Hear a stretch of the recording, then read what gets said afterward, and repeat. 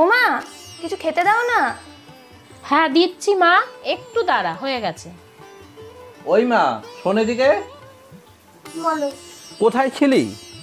কোথায় আর যাব, বাইরে ঘুরছিলাম। কেন, সাত সকালে পড়াশোনার নাম নেই? উঠে গেলাম। তুই যে কখন পড়তে বসিস, কখন পড়া হয়ে যায় কিছুই বুঝতে পারি না। বল। একটা হেডফোন কিনে দেবে? কি হবে?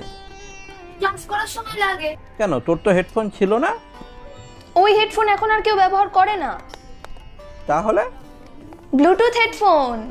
কোনো প্রয়োজন নেই। তোর বাবা তো জানি সব সময় এইরকম। সব সময় এরকম মানে? ও বলছে যখন একটা কিনে দিলেই তো ও হয়। বললো বলেই কিনে দিতে হবে? না, আমার আর আমার মেয়ের কিছু কেনার কথা হলেই তো তোমার যত নানা অজুহাত। দেখো, অযথাই ফালতু কথা বলো না। ফালতু কথা? ও বললো বলেই কিনে দিতে হবে? তা লাগবে বলেই তো বলছে। আমি পারবো না। থাক, তোমাকে কিনে দিতে হবে না, আমিই কিনে দেবো। দেখো, এইগুলো কিন্তু একদম ঠিক করছো না। যা তুমি তাই করো, এতটা মারামারি কিন্তু ঠিক নয়।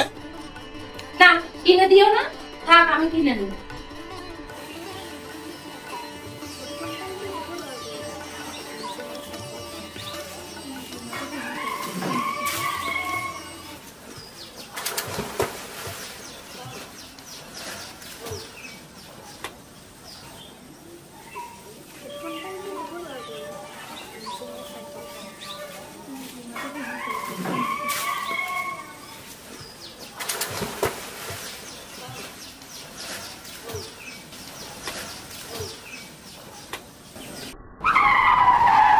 কি হলো এবার এটা?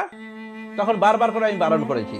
তাই এটা কি হেডফোনের জন্যই হলো? আমি ওকে দেখেছি রাস্তা দিয়ে যাচ্ছে দোকানে হেডফোন গুঁজে, তখন বারবার করে আমি বারণ করলাম।